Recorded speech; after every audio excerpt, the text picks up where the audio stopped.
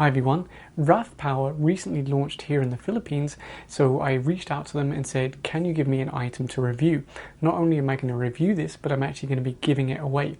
Now you might say, well, I've seen RAVPower in some shops before, or certain sellers selling it. Maybe, but RAVPower are now officially in the country as opposed to just one person importing, say, 10 units or 20 units. Now they're here officially, that means you have the genuine 1-year warranty locally. So it makes a big difference that they're now officially here in the country. But of course RAVPower is worldwide. They're very popular in the US and the UK. If you haven't heard of RAVPower before, they're very similar in terms of quality and build to Orki and Anker and other premium brands. This is a premium brand power bank, so the price is a little bit higher. And I have a really big issue with all of these fake power banks where they say like 50,000, 90,000 milliamp hours or 10,000, and then you test it and it's like 3,000 or 4,000. So if you want a good genuine power bank, go for these big premium brands. Yes, you pay a little bit extra, but they generally have a faster charge input, so it recharges much faster. They generally have a higher output, so you can charge your devices faster, and they're a genuine capacity. So rather than, you buy the fake one, it charges your phone like 1.5 times. You buy the genuine one, you get a lot more power out of it.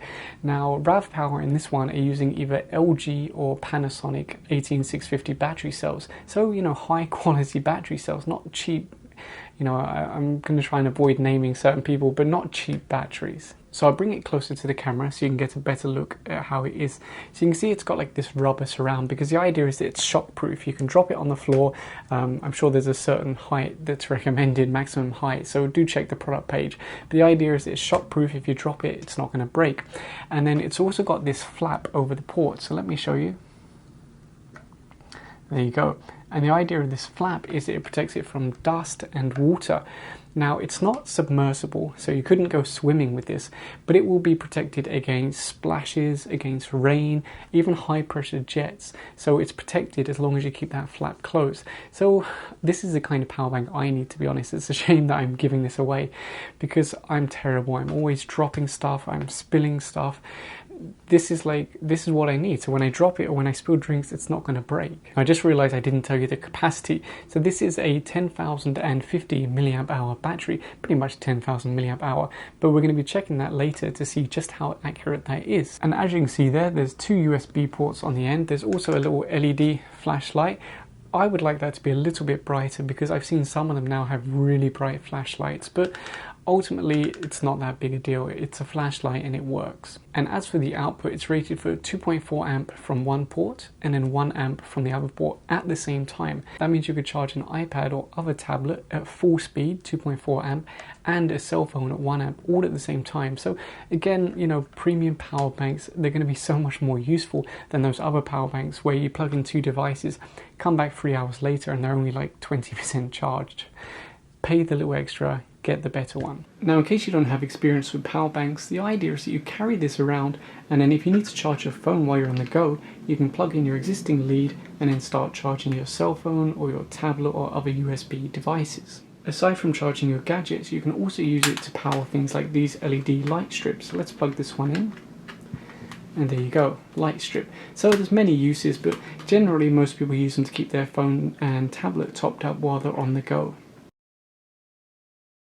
And now we're going to use my USB watt meter and dummy load to test if this is a true 10,000 milliamp hour battery. We should expect to see around 37.1 watt hours, give or take 10%. So let me connect the watt meter, and I'm going to set a discharge current to 1 amp. So I'll zoom in so you can see that. So you can see it's currently outputting 4.98 volts, pretty much 5 volts, 1 amp, 5.1 watts. So we'll just leave this here and come back and check on the results later. So the discharge test is finished. It ran for around 7 hours 6 minutes and we drew out a total 32.65 watt hours. So let me write that down. And the reason why we're working in watt hours instead of milliamp hour is because when we're drawing the power out, we're drawing out 5 volts. But the milliamp hour rating on here is at the internal voltage of like 3.7 volts. So the expectation is 37.1 watt hours. And that works out to around 88% So our loss is 12%. Now you might say, well, why is there any loss at all? The reason for that is that we're stepping up the voltage from batteries to 5 volts, and there is some loss in that conversion. Now normally you'd expect a loss of around 10%, so I think 12% is close enough to say that yes, this is a genuine 10,015 milliamp hour battery, so it passed that test. And the next test is to see whether it really can handle 2 amps on the input. Now that is important because many other power banks only accept 1 amp on the input, so they would take much longer to charge. So I've connected it to a USB charger here. I'm using the cable that they supplied with the power bank, and let's zoom in on the watt meter and see how much power it's consuming to recharge this. And there you go, 4.9 volts, 2 amp, 10.3 watts. So it does indeed support 2 amp input, which means it's going to charge nice and quick. So now we're going to test the maximum output, and for that I've got 2 USB watt meters and then 2 dummy loads. So you can see on this one here we're drawing just under 1 amp, and on this one here we're drawing 2.5 amp.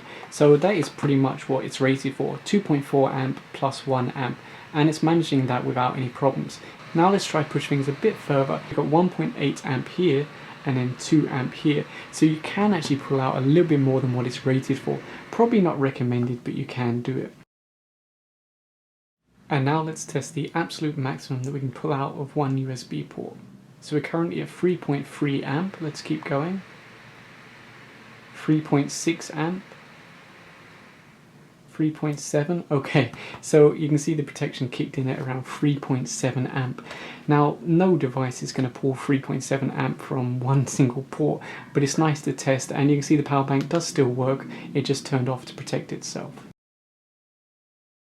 Now let's test the short circuit protection. Now in normal use this should never happen, but it says it's protected against it. So we've got a USB cable here. I'm going to short circuit the ends, and look, did you see the light started blinking?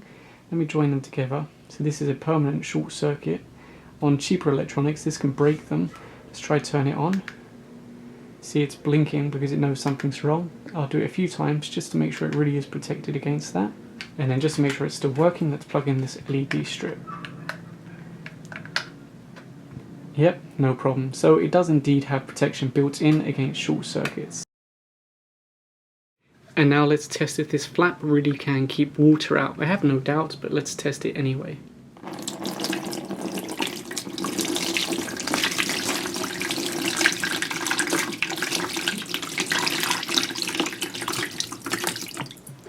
Okay, let me just grab a towel to dry this.